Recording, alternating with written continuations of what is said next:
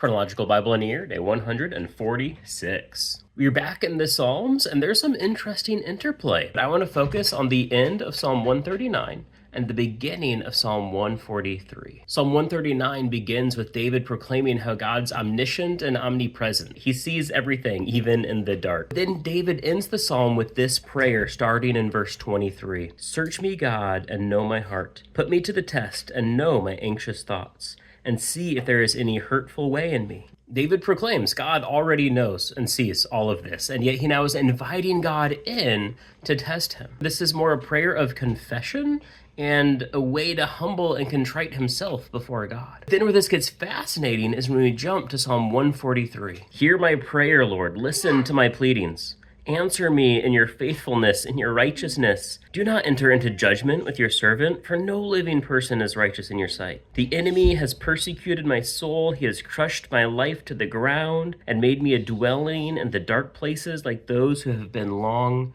dead. It appears God did examine his soul, and David, he was found wanting. I recently read a fascinating post. They highlighted all the terrible things David did, but yet we see him referred to as a man after God's own heart. The article went on to debate if that was him only pre-power or including him post-power. But as I was reading this, I found what I would argue to be a redemptive part in David's story. In verse 5, David writes, I remember the days of old.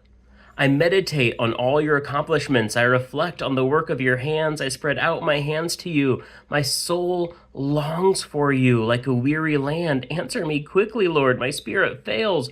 Do not hide your face from me, or I will be the same as those who go down to the pit. Let me hear of your faithfulness in the morning. I trust in you. Teach me the way I should walk. For to you I lift my soul. Save me, Lord, from my enemies. I take refuge in you. Teach me to do your will, for you are my God. We see David openly admitting he is not righteous, but then openly pleading, God, guide me in the way I should go.